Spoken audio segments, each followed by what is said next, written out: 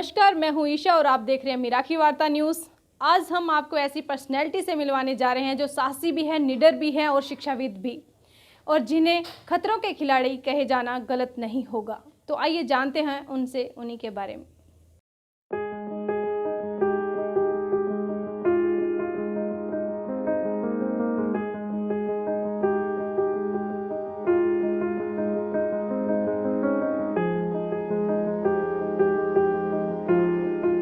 हम बात कर रहे थे डॉक्टर लक्ष्मण सिंह देव की, तो हम उन्हीं से जानते हैं। तो सर, आप हमें बताइए हमारे दर्शकों को कि आपका बचपन कैसा रहा और आपकी शिक्षा कहाँ से शुरू हुई। मेरा बचपन मुज़फ़्फ़रनगर में व्यतीत हुआ। जब मैं 4 साल का था तो तभी मेरी माताजी की मृत्यु हो गई थी। उसके बाद मेरे बड़े भाइयों ने, मेरी दादी ने, बड़ी बहन ने और मेरे पिताजी ने मुझे पाला। और मेरी जो प्रारंभिक शिक्षा है वो सरस्वती शिशु मंदिर और सरस्वती विद्या मंदिर में हुई। उसके बाद मैंने डीएवी इंटर कॉलेज से 12वीं क्लास पास की और उसके बाद मैं जेएनयू आ गया था चीनी भाषा पढ़ने के लिए। जी, तो शिक्षा की बात करें तो पहली बार आप अपने घर से दूर निकले तो किस तरह का सफ़र रहा। मैं जब घर से बाहर निकला तो मैं जवाहरलाल नेहरू विश्वविद्यालय में चीनी भाषा प्रथम वर्ष में मेरा प्रवेश हुआ। तो दिल्ली हमारे घर से ज़्यादा दूर तो नहीं है, 3 घंटे का रास्ता है, लेकिन फिर भी जेएनयू का नया माहौल था। 1996 की बात है, तो फिर भी बहुत अच्छा लगा। और जेएनयू जैसे खुले हुए माहौल में पढ़ाई और एक देश के सर्वश्रेष्ठ विश्वविद्यालय में पढ़ने का जो एक अलग आनंद था, उसकी मुझे अनुभूति हुई और मुझे लगा कि हाँ, ये वो जगह है जो मेरे लिए है और यहाँ रहकर मैं कुछ ना कुछ बन सकता हूँ। मेरे मन में बहुत सारी उमंगें जागी और जिस उद्देश्य को लेके मैं पहुँचा था कि मुझे बहुत पढ़ाई करनी है, तो मैं उसमें सफल रहा। मैं आज आपको एक कमाल की बात बताना चाहता हूँ कि मैंने कभी जीवन में कोई गोल नहीं रखा, कोई लक्ष्य नहीं बनाया, और जो भी लक्ष्य थे वो शॉर्ट टर्म लक्ष्य थे। और शॉर्ट टर्म लक्ष्य ही बनाना चाहिए, पूरे जीवन का कोई एक उद्देश्य या गोल नहीं हो सकता, ऐसा मेरा मानना है। शॉर्ट टर्म गोल बनाने चाहिए, वो जो आपको ज़्यादा सुखी रखेंगे। शॉर्ट टर्म गोल बनाने भी आसान होते हैं और उनको पूरा करना भी आसान होता है। तो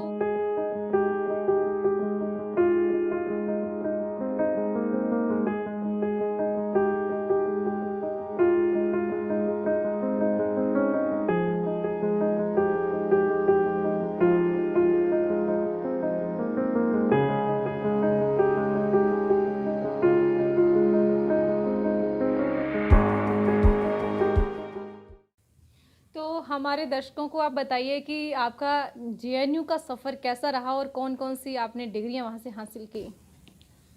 मैं पहले ही बता दूं कि मैं जब जेएनयू में गया तो मैं एक ड्रॉप आउट स्टूडेंट रहा वहाँ, क्योंकि मैंने कुछ ही महीने चीनी भाषा पढ़ी और फिर मैंने छोड़ दी। उसके बाद फिर मैंने स्पेनिश पढ़ी 2 साल, फिर मैं वहाँ से भी ड्रॉप आउट हुआ। फिर मैं दिल्ली यूनिवर्सिटी गया, वहाँ से मैंने बैचलर ऑफ आर्ट्स किए। लेकिन मैं जेएनयू में ही हर साल एंट्रेंस देता था और इस चक्कर में मैंने बहुत सारे बार एंट्रेंस पास करे। मुझे एंट्रेंस देने का शौक़ हो गया था। कुल मिला के मैंने 31 बार जेएनयू का एंट्रेंस पास करा, बीए का, पार्ट टाइम कोर्स का और एमए मास्टर्स डिग्री का, एमफिल का और पीएचडी का। और मैंने सैकड़ों बच्चों को गाइड भी किया जेएनयू में एडमिशन के लिए, और जिनका एडमिशन भी हुआ सैकड़ों का। और उनमें से कुछ बच्चे तो अभी केंद्रीय विश्वविद्यालयों में असिस्टेंट प्रोफेसर भी हैं। मैं बहुत ही अच्छा टीचर साबित हुआ जेएनयू के एंट्रेंस के लिए।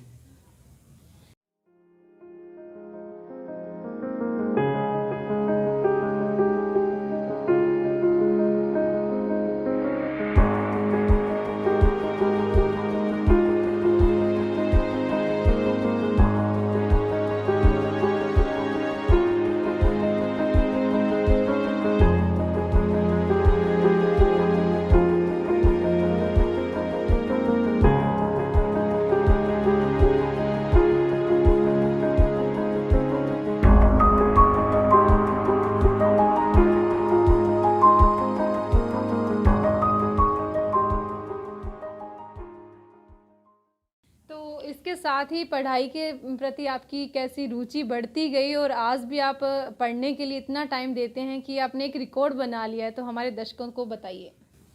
हाँ, उस बारे में मैं बताना चाहता हूँ कि मैंने अभी तक 8 विदेशी भाषाएं पढ़ी, जेएनयू में पढ़ी और जामिया में भी पढ़ी। उसके अलावा मैंने दिल्ली विश्वविद्यालय से बीए किया जवाहरलाल नेहरू विश्वविद्यालय JNU से मैंने कला एवं सौंदर्य शास्त्र आर्ट्स एंड एस्थेटिक्स में मास्टर डिग्री ली।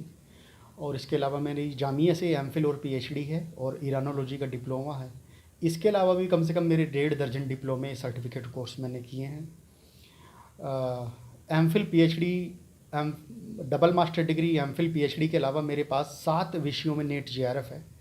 मेरे पास डांस और ड्रामा में JRF है, इंडियन कल्चर में UGC नेट है, और सोशियोलॉजी में UGC नेट है, पॉलिटिकल साइंस में UGC नेट है, और इसके अलावा अरब कल्चर और इस्लामिक स्टडीज़ में मेरे पास UGC नेट है। एंथ्रोपोलॉजी में मेरा UGC नेट सिर्फ 5 नंबर की वजह से रह गया था, जो कि उम्मीद है कि भविष्य में मैं कर लूँगा।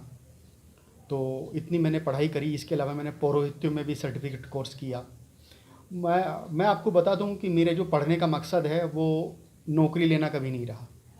मुझे पढ़ने में मज़ा आता था, क्योंकि जब मैं चाइनीज़ पढ़ रहा था, दुनिया की सबसे मुश्किल लैंग्वेज, तब भी मैं चाइनीज़ मैंने पढ़नी छोड़ दी, तो मैं JNU की लाइब्रेरी में जाके दूसरे सब्जेक्ट की किताबें पढ़ता था।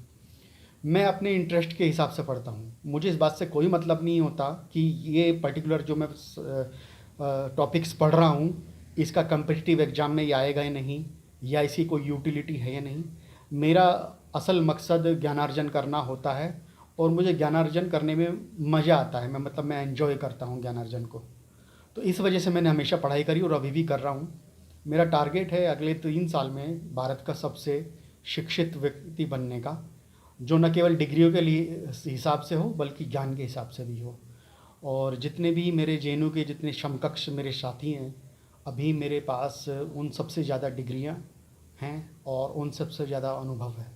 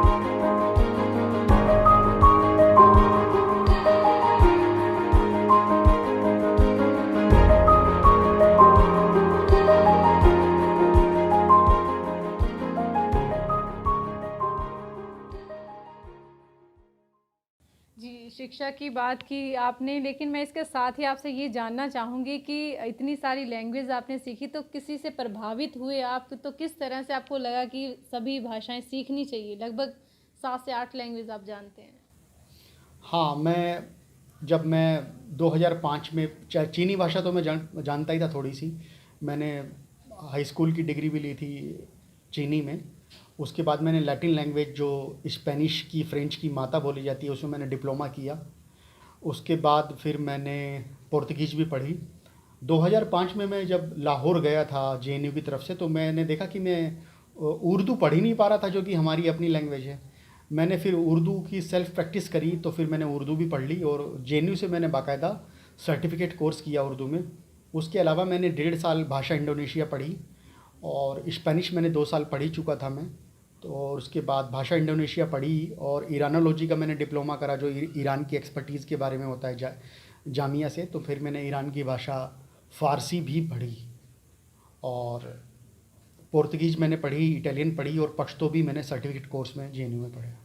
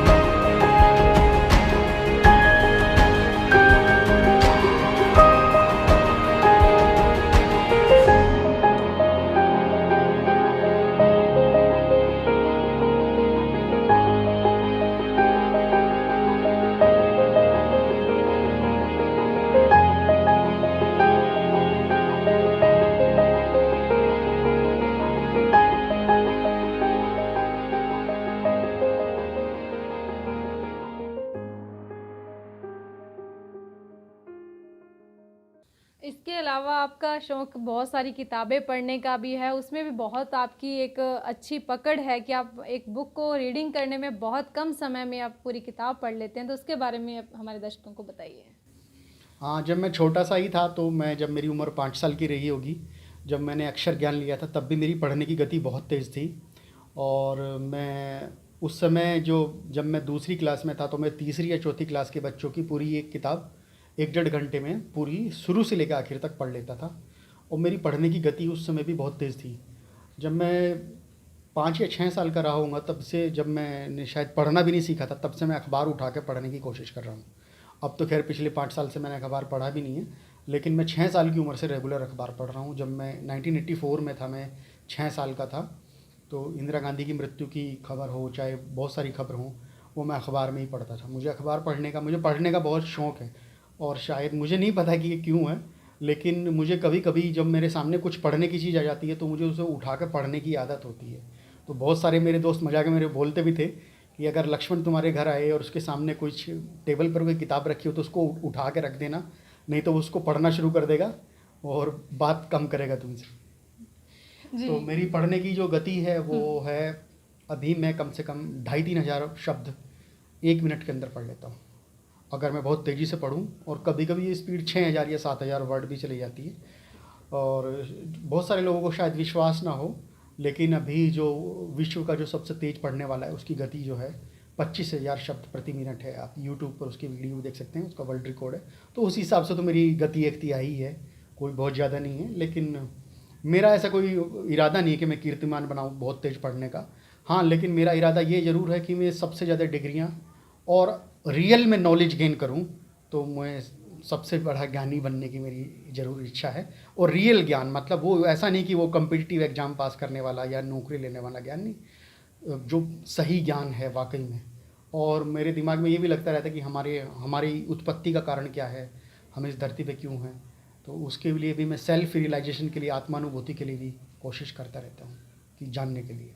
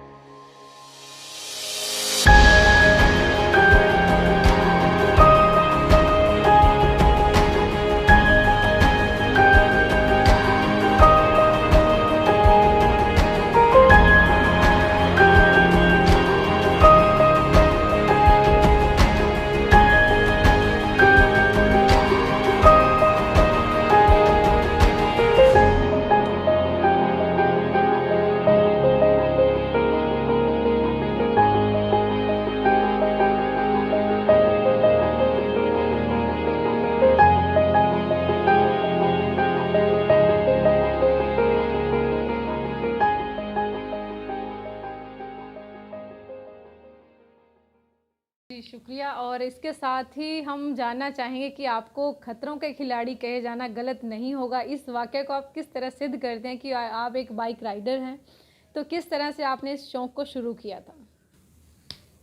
वैसे तो मेरे घर में मेरी बाइक तभी आ गई थी जब मैं पैदा भी नहीं हुआ था। मेरे पिताजी ने यजदी ली थी। बाइक राइडिंग का शौक़ मुझे ऐसा कोई ख़ास नहीं था कि मेरे पास 7 साल तो एक स्कूटर ही रहा था टर्नो में, उसी ही चलाता था। फिर उसके बाद 2014 में मेरे पास प्लेटिना मोटरसाइकिल थी। तो उसके बाद मुझे 2014 में मैं पीएचडी की फील्ड स्टडी करने के लिए नेपाल गया। तो फिर मुझे लगा कि नेपाल में अगर मैं वैसे घूमूंगा पब्लिक ट्रांसपोर्ट से तो वो बहुत महंगा पड़ेगा, इसलिए मैं प्लेटिना से गया। और प्लेटिना से मैंने गया और मैंने वहाँ के सबसे जो टफ़ टेरेन हैं, जैसे मुस्टांग, मुक्तिनाथ, रारा झील वगैरह, ये सब इलाके अपनी प्लेटिना से ही तय किए। बहुत सारे लोग बोलते हैं कि वहाँ ऐसे हिमालयी इलाकों पे जाने के लिए आपको मजबूत पहाड़ी मतलब मोटरसाइकिल की ज़रूरत है, जैसे बुलेट हिमालयन या इनफील्ड 500 सीसी की मोटरसाइकिल चाहिए। तो मेरा मानना है कि जो लोग अंदर से कमज़ोर हैं उनको ज़्यादा सीसी की ज़रूरत पड़ती है। मैंने प्लेटिना से ही गंडक नदी कई बार पार की है, और मैं रारा झील जाने वाला, क्योंकि वहाँ सड़क एक ही साल पहले बनी थी 2016-17 में। मैं पहला इंडियन बाइकर हूँ जो वहाँ प्लेटिना से गया, जो मेरी जीवन की सबसे टफ राइड थी। और इसके अलावा मैं दुनिया की सबसे मुश्किल जो सड़क है बेसी शहर से चामे, उस पर भी मैं बिना किसी बॉडी आर्मर के सिर्फ नॉर्मल हेलमेट लगा के गया था। मेरे वीडियोस भी मैंने वहाँ बनाए थे। मेरा चैनल है लक्ष्मण मोटरसाइकिलिस्ट, उस पर आप मेरे वीडियो देख सकते हैं। इसके अलावा फिर मुझे लगा कि मैं पहाड़ों पे बहुत अच्छी बाइक चलाता हूँ, तो मैंने 2018 में रेड द हिमालय नाम की जो मोटरसाइकिल रेस होती है हिमालय में, तो उसमें मैंने पार्टिसिपेट किया था। तो मेरे पास डिस्कवर और प्लेटिना नाम ही 2 बाइक थी। मेरे पास कोई पावरफुल डर्ट बाइक तो थी नहीं, तो मेरे कुछ दोस्तों ने मदद करी। तो मैंने रेस से 20 दिन पहले मोटरसाइकिल खरीदी हीरो एक्सट्रीम 200, जिसमें मैं कोई भी जीरो मॉडिफिकेशन था, और मैं बिना मॉडिफिकेशन की बाइक को लेके मैं गया लेह लद्दाख। और मैंने उससे पहले कभी कोई मोटर स्पोर्ट्स का इवेंट देखा भी नहीं था, और फिर भी मैंने वहाँ बहुत अच्छे परफॉर्म किया। 2 बार अगर पंचर ना होता तो मैं अप टू 200 सीसी वाली मोटरसाइकिल कैटेगरी में मैं दूसरे स्थान पर आ गया था। लेकिन मेरी बाइक में 2 बार पंचर हो गया था, क्योंकि कुछ जो बाइक का जो एक टायर था ट्यूबलेस वो ख़राब हो गया था रास्ते में, और मैं नया टायर नहीं खरीद पाया। और मैंने एक राउंड में एक पर्टिकुलर स्टेज में मैंने KTM 390 और बुलेट हिमालयन और से भी, और जो करिश्मा जो 225 थी, जो इम्पल्स की बॉडी में लगा हुआ इंजन था, ऐसे 4-5 अनुभवी राइडर्स को भी मैंने अपनी नॉर्मल एक्सट्रीम 200 सीसी से हराया। एक स्टेज में ही हराया मैंने। बाकी 20 दिन पहले मैंने मोटरसाइकिल खरीदी थी, और कभी मोटर स्पोर्ट्स इवेंट देखा भी नहीं था, और ना मुझे नियम पता थे। और 20 दिन पहले मैंने राइडिंग गियर्स खरीदे, तो उस हिसाब से मुझे लगता है कि ये बहुत बड़ी उपलब्धि थी। जी।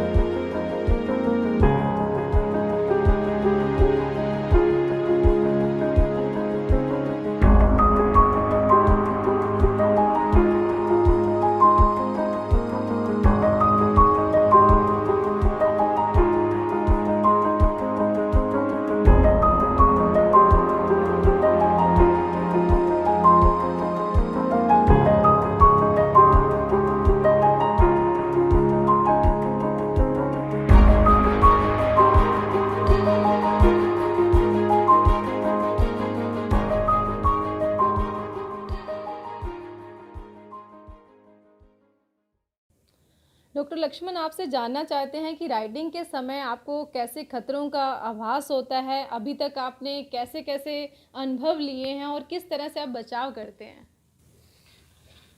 पहले तो मैं डरता नहीं था, मतलब ठीक से लगता था कि हम नश्वर हैं तो कोई दिक्कत नहीं है। जब हाईवे पर मोटरसाइकिल या टू व्हीलर उतार ही लिया तो डरना क्या। मैं बेसी शहर से चामे जाने वाली सड़क, जो नेपाल में सबसे वर्ल्ड की टफेस्ट राइड है, वहाँ गया हूँ। वहाँ 65 किलोमीटर का रास्ता है, और जीप उस रास्ते को 7 घंटे में तय करती है, 6 या 7 घंटे लगते हैं। तो मैं उस रास्ते पे गया, मैं कई बार गिरा भी, मुझे चोट लगी।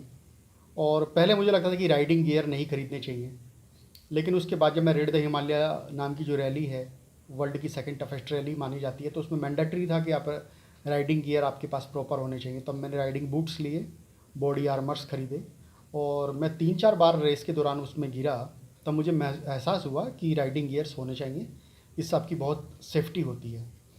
और ख़तरा तो रहता है, लेकिन उसमें यही है कि बस मैं थोड़ा सा तेज़ चलता हूँ और संभल के चलता हूँ। ज़्यादातर जो टू व्हीलर वाले होते हैं वो, उनको 80% केस में पीछे से बड़े वाहन टक्कर मारते हैं। तो आप किसी को मौका ही मत दो, आप तेज़ चलिए, और हेलमेट ज़रूर लगाइए, सेफ्टी गियर्स ज़रूर पहनिए, और बीच में कभी मत चलें। अगर आपको तेज़ चलना है तो फिर बीच में चलिए, या अगर आप स्लो चलने वाले हैं तो एकदम किनारे हो जाइए। नींद अगर आपको आ रही है तो मत चलिए और नियमों का पालन कीजिए। कोई देखने वाला भी ना हो तब भी आप अपनी सेफ्टी के लिए नियमों का पालन ज़रूर कीजिए। मेरी अभी तक की जो सबसे मुश्किल राइड रही वो थी रारा झील की। 2015 और 16 में रारा में जाने के लिए रास्ता बन गया था। 110 किलोमीटर का कच्चा रास्ता है। रारा नेपाल की सबसे बड़ी झील है। 110 किलोमीटर का कच्चा रास्ता है। और एक बार उस रास्ते में जाते हुए मुझे ऐसा हुआ कि मैं प्लेटिना से जा रहा था कि मैं 1 घंटे तक चलता रहा और मुझे कोई इंसान नहीं दिखाई दिया और ना ही जानवर, और अंधेरा हो चुका था। वो मेरी अभी तक की सबसे मुश्किल राइड वही है। मुश्किल इस वजह से क्योंकि वो बहुत ही थका देने वाला था, कि कोई दिख मिल ही नहीं रहा था रास्ते में, अंधेरा हो चुका था। और सबसे टफ राइड तो मैंने बेसी शहर और चामे और मुस्टांग वाली भी की है। मुस्टांग भी मैं प्लेटिना से गया था, लोअर मुस्टांग, मुक्तिनाथ। लेकिन बस यही है कि बस राइडिंग गियर तो लेकिन ज़रूर रहने चाहिए। और आपको मैं राइडिंग के बारे में एक बहुत अनोखी बात बताता हूँ। आत्मानुभूति यानी कि सेल्फ रियलाइजेशन करने का सबसे अच्छा तरीका है, अगर आप मेडिटेशन नहीं करना चाहते तो आप मोटरसाइकिल राइड कीजिए सोलो। उससे आपको आत्मानुभूति का अनुभव होगा, और जैसे कि जो योगी को जो अनुभव होता है ना वो होगा, सेल्फ रियलाइजेशन होगा आपका।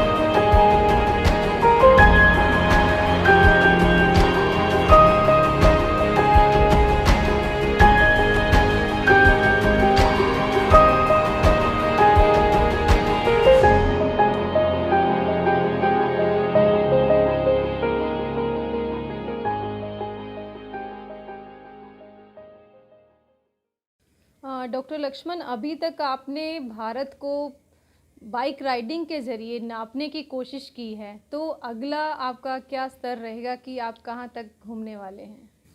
हाँ, अभी तक मैं हिमालय पर मैंने जितनी राइड करी है शायद ही किसी ने की हो, क्योंकि मैं 70% नेपाल अपनी प्लेटिना से नाप चुका हूँ डिस्कवर से। इसके अलावा उत्तराखंड, हिमाचल और J&K भी। हिमालय में मुझे राइड का बहुत अच्छा अनुभव है। इसके अलावा मैं अभी 7-8 महीने पहले चाइना भी गया था, और अभी मैं उससे पहले मैं इजिप्ट तक गया हूँ सड़क के रास्ते। पाकिस्तान गया हूँ, फिर ईरान गया हूँ, तुर्की गया हूँ, सीरिया, जॉर्डन, लेबनान, इजिप्ट होते हुए मैं गाज़ा पट्टी तक गया हूँ। वापसी में बहरीन भी गया हूँ और बर्मा भी गया हूँ।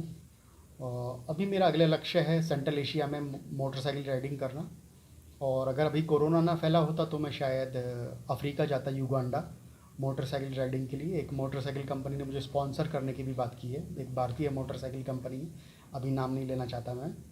क्योंकि ये भविष्य की में है, भविष्य के गर्भ में है।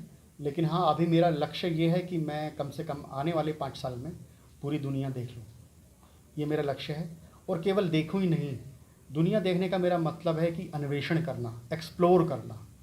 एक तो होते हैं साधारण यात्री की चलो हम गए कहीं घूमे फिरे, एंजॉय किया, वहाँ के कल्चर के बारे में पता लगाना, वहाँ की एथनोग्राफी की स्टडी करना, ये मेरा मकसद है। और ये चीज़ मैंने सीखी अपनी पीएचडी की फील्ड स्टडी के दौरान, जो कि भारत और नेपाल के दलितों की राजनीतिक कला पर है। तो मेरा मकसद है कि मैं कोई साधारण यात्री ना बनूं, एक अन्वेषक बनूं, एक एक्सप्लोरर बनूं।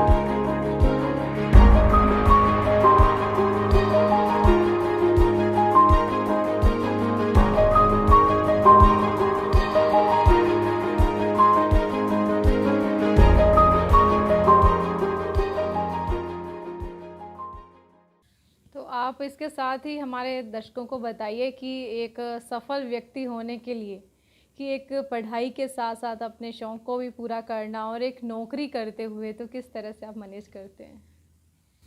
नौकरी में तो मैं कुछ ही साल पहले आया, ये मेरी तीसरी गवर्नमेंट जॉब है। 2 नौकरियां मैंने छोड़ दी क्योंकि मेरा मन नहीं लग रहा था और मुझे पीएचडी पूरी करनी थी। मैं ऐसे मैनेज करता हूँ कि मैं हर तीसरे महीने एक ब्रेक लेता हूँ और मुझे लगता है कि करीब 1 हफ्ते की छुट्टी लेता हूँ। मैं यहाँ अनुवाद अधिकारी के तौर पर कार्यरत हूँ, केंद्रीय लोक निर्माण विभाग जयपुर में। तो मेरा मानना है कि अपने आप को मतलब रीएनर्जाइज करने के लिए हर तीसरे महीने एक ब्रेक लेना चाहिए और एक यात्रा करनी चाहिए। तो मैं वो करता हूँ। और सफलता की परिभाषा सबकी अपने अपने हिसाब से अलग होती है। किसी का मतलब होता है कि सफल हम तभी हैं जब धनोपार्जन कर लेंगे, हम पैसा कमा लेंगे। किसी का मकसद, बहुत ही विरले लोग होते हैं जिनको ज्ञानार्जन करना हो या आत्मानुभूति, जिनका जीवन का लक्ष्य हो। दुनिया में ज़्यादातर जो लोग हैं 99.99% लोगों का मकसद तो धनोपार्जन से ही है, सफलता से या पावरफुल पोस्ट हासिल कर लेना। लेकिन मेरा जो है इस मामले में थोड़ा सोचना अलग है। मेरा मानना है कि आत्मानुभूति और इस जगत की रहस्यों को ज़्यादा से ज़्यादा पता लगाना ही मतलब मानव जीवन का उद्देश्य होना चाहिए, क्योंकि यही सबसे बड़ा रहस्य है कि हमें खुद नहीं पता हम इस दुनिया में हैं क्यों। जी। अल्टीमेट रियलिटी तो हम जानते ही नहीं है। तो हमें लगता है कि हमें अन्वेषण कर लेना चाहिए। और जैसा कि जो जर्मन फिलोसोफर थे कांट, उन्होंने एक बार बात कही थी, शुद्ध बुद्धि मीमांसा, कि हम इस जगत का तभी पता लगा सकते हैं सही तरीके से जब हम शुद्ध मन से चित्त मन की अवस्था को प्राप्त कर लेंगे।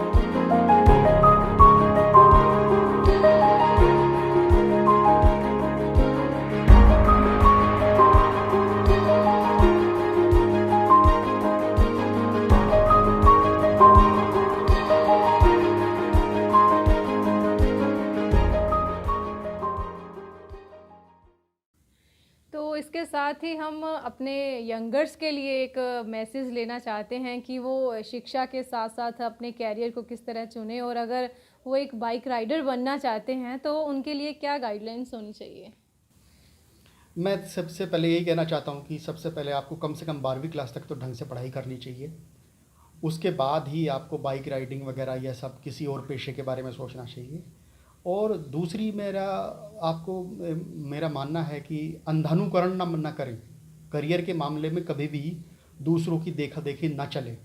सबसे पहले आप देखें कि आपको अच्छा क्या लगता है, और नौकरी प्राप्त करना या आजीविका का साधन ये आपके जीवन का गोल नहीं होना चाहिए, ये आपका शॉर्ट टर्म गोल होना चाहिए। और इसी बारे में मैं आपसे एक बात कहना चाहता हूँ कि ज्ञानार्जन करें और भेड़ चाल में ना बहें, बस।